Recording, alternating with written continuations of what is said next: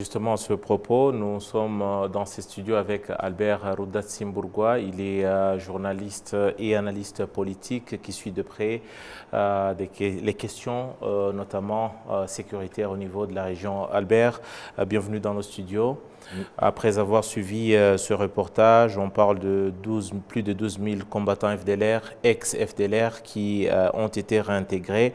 Albert, on sent que le Rwanda a mis la main à la pâte pour la réintégration de ses forces, mais tout de même, il en reste encore des milliers d'autres de l'autre côté, notamment en RDC.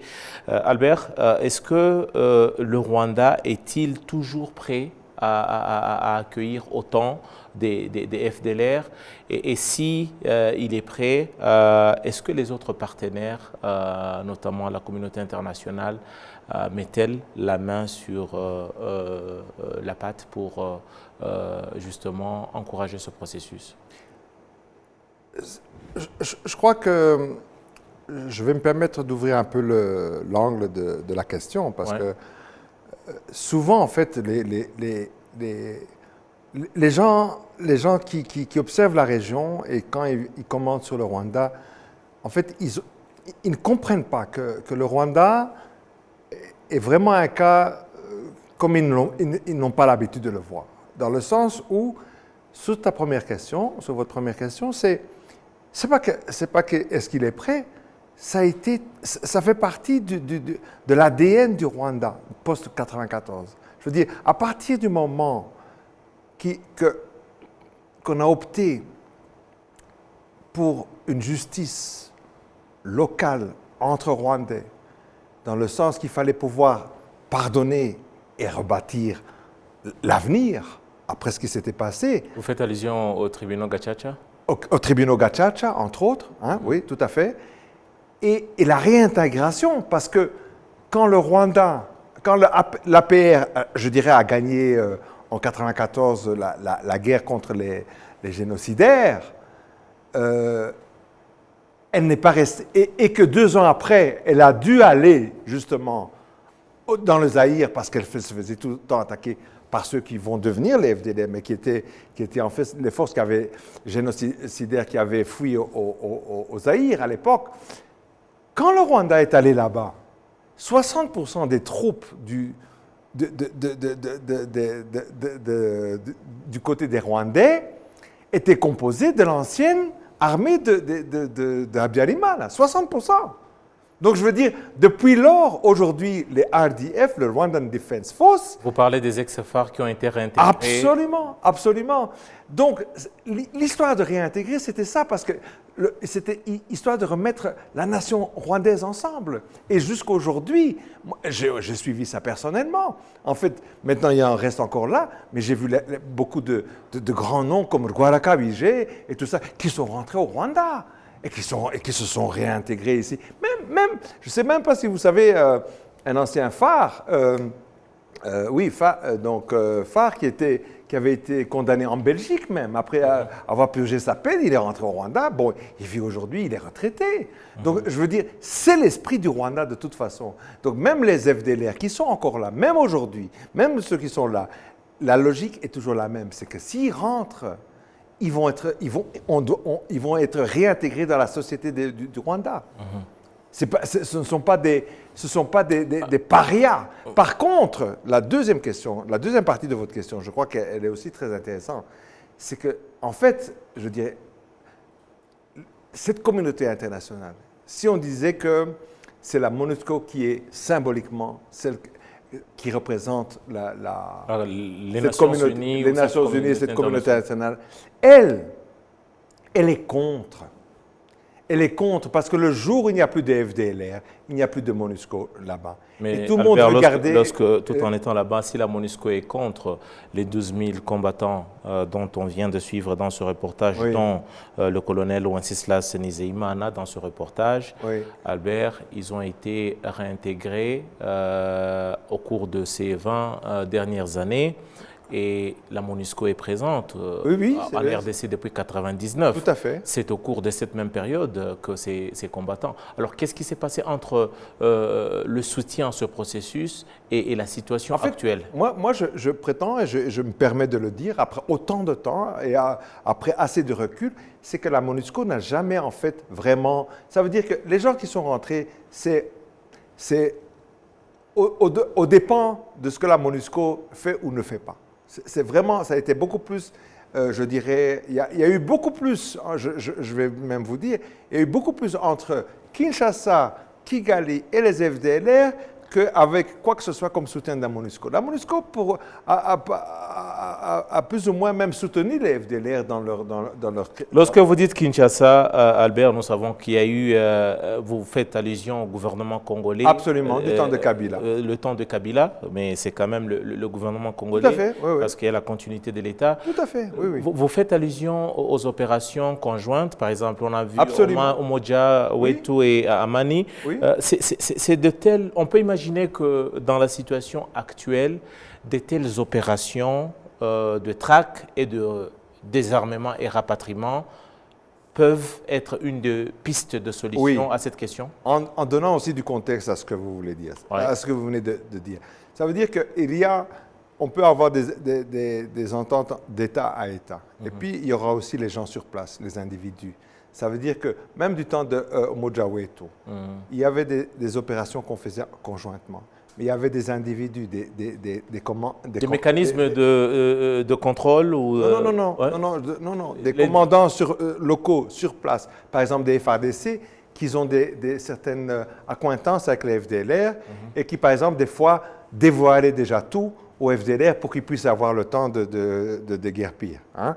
Donc, je veux dire, ça, ce sont des accords d'individus. Mais le fait que même que l'État du Congo s'était entendu avec l'État de Kigali, ça a apporté certains fruits. Et ceux qui sont revenus des FDLR, ceux qui ont été attrapés, ceux qui sont revenus, ils sont tous vivants. Ils sont réintégrés. Parce que le Rwanda ne va pas après ces gens-là. Parce que ce que le Rwanda ne peut pas, c'est simplement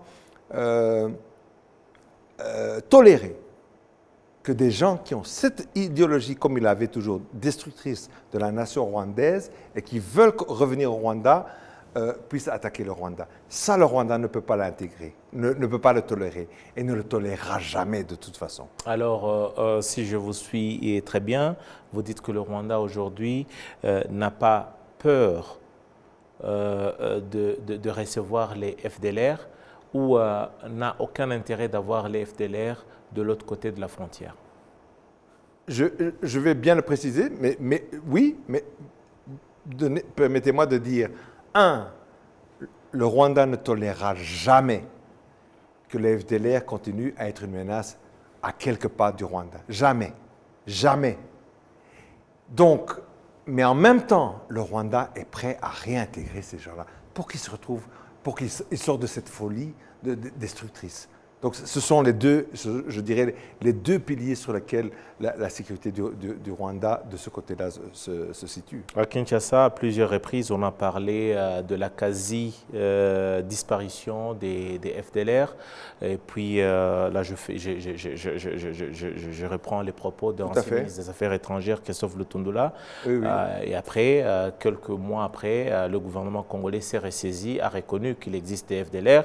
Et certains rapports font état d'une collaboration étroite, sinon une intégration des éléments FDLR au sein des FARDC. Est-ce qu'aujourd'hui, avec le carnet et l'agenda et le processus de Luanda, où le gouvernement congolais s'engage à pouvoir se désolidariser avec les FDLR, est-ce que c'est quelque chose de faisable, Albert? Est-ce que le gouvernement congolais, les FARDC, ont-ils les moyens de leur politique, se désintéresser, se séparer des FDLR? C'est une question qu'il faudrait plutôt peut-être poser à eux, mais moi, en tout cas, en tant qu'analyste... votre observation. Tout à fait. Je vais un peu tourner la question un peu différemment. Premièrement, de toute façon, qu'eux se disent qu'ils sont diminués, ça démontre que pour eux, rien n'a de l'importance. Au Rwanda, tout a de l'importance. Même si avec un seul FDLR, avec une Kalachnikov ou une machette, ce serait un problème. Parce que le problème est aussi idéologique. Ce n'est pas une question simplement de violence opérations militaires. Oui, oui. Donc c'est aussi une question d'idéologie. Parce que la reconstruction de la nation du Rwanda, quand on remet les gens ensemble, c'est une question, ça veut dire aussi qu'on doit combattre une idéologie qui nous avait séparés. Et donc c'est quelque chose qui va rester toujours fragile. Il ne faut pas oublier qu'on a demandé aussi à tous les gens qui avaient survécu de pardonner. Je veux dire, ça reste un fil très étroit hein, pour que quelqu'un dise « Ok, j'accepte ». Mais il faut le respecter aussi. Si on ne le respecte pas, s'il y a quelqu'un qui vient qui le ramène là où il était avant, mais tout, on peut péter un câble tous ensemble. Donc, ça vous montrer que Kinshasa, rien n'est important. Tout est un jeu pour eux. Tout est tellement léger. Ceci dit, maintenant, l'autre partie de la question. Premièrement, de toute façon, la seule raison pourquoi Tshisekedi tient au FDLR, c'est parce qu'il a, pour lui, l'expérience qu'il a eue, c'est qu'il ne peut pas faire confiance au FARDC. Il a vu que les seuls gens qui étaient efficaces, qui pouvaient avoir un certain degré d'efficacité, c'était les FDLR. Donc, d'un côté, même s'il le voulait, est-ce qu'il le ferait? Parce qu'ils n'ont rien d'autre. Et donc, je suspecte qu'il ne le ferait pas. Vous voulez dire que se séparer des FDLR pour Kinshasa, c'est synonyme de s'affaiblir militairement? Certainement, parce qu'ils n'ont rien d'autre militairement. En même temps, que ce soit du temps de Kabila ou de maintenant, les FARDC n'auraient même pas les moyens de s'attaquer, je veux dire, de s'y prendre au FDLR. C'est même pas un truc qu'ils pourraient faire, je dirais, s'ils devaient les affronter en direct. Je ne crois pas non plus qu'ils en seraient capables. Mais le problème n'est pas là. Je crois que si Kinshasa prenait même cette distance, même verbalement, même tout ça, ça aurait un impact à l'intérieur du FDLR. Ça veut dire que sans se battre à l'intérieur même du FDLR, vous verriez des défections, etc. Il y aurait moins de retenue à l'intérieur du FDLR. Albert, pour terminer, au cours de ces derniers mois, les rapports des experts des Nations Unies ont fait état, et même le Rwanda n'a jamais nié ça, du renforcement de son système de défense au niveau de la frontière, notamment avec la RDC. Un renforcement en tout cas inhabituel, je dirais un renforcement maximal par rapport à sa sécurité. Est-ce que ce qui a fait hausser le ton et même fait jaser, est-ce qu'on peut dire que le Rwanda n'est pas prêt à lever ces mesures si la question des FDLR ne trouve pas de solution promettante par rapport à son désarmement? Je crois qu'il faut séparer les choses dans cette question. Premièrement, le Rwanda se mettra toujours à la dernière pointe de ses moyens pour assurer la sécurité. Parce que c'est ça la différence avec Kinshasa. Pour nous, même s'il n'y avait qu'une seule victime, une seule, même si c'est matériel, c'est trop. C'est trop.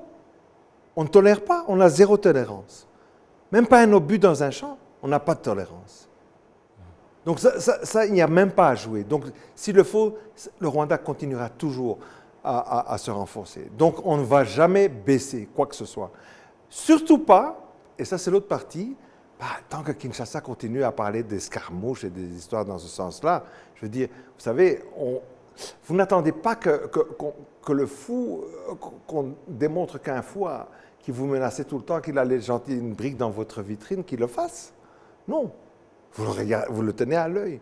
Donc, tant qu'à Kinshasa, les gens ne soient pas tournés vers leur propre développement, vers chercher la propre... Parce que, n'oublions pas, hein, Kinshasa, ça reste un pays-continent qui a la taille de 15 pays d'Europe. Je veux dire, ce qui se passe à Kinshasa, mais je veux dire, et ce qui se passe à l'Est, c'est comme si vous étiez au Portugal et vous me parlez de choses qui se passent à Copenhague, au Danemark ou en Norvège ou en Suède. Ce que je veux dire, les gens de Kinshasa n'ont aucune idée. Mais tout le reste du Congo reste en problème. Il n'y a pas que le Kivu. C'est partout, c'est partout, partout, partout. Et donc la vraie question que les Américains, tout le monde, etc., devraient se poser, qu'est-ce que vous faites même du reste du Congo? Parce que ce n'est pas Goma qui est qui est donc l'alpha et l'oméga de ce pays. Donc ce sont deux choses différentes. Mais le Rwanda, tant qu'il y a une menace, tant qu'il y a quelqu'un à Kinshasa qui parle d'escarmouche et de je vais le rentrer dedans, eh bien le Rwanda ne va jamais baisser. Albert Rudatsimburwa, journaliste et analyste politique, merci beaucoup pour ces explications par rapport à cette question d'FDLR qui est l'une, en tout cas, des pompes de discorde entre le Rwanda et la RDC. Merci beaucoup. Merci.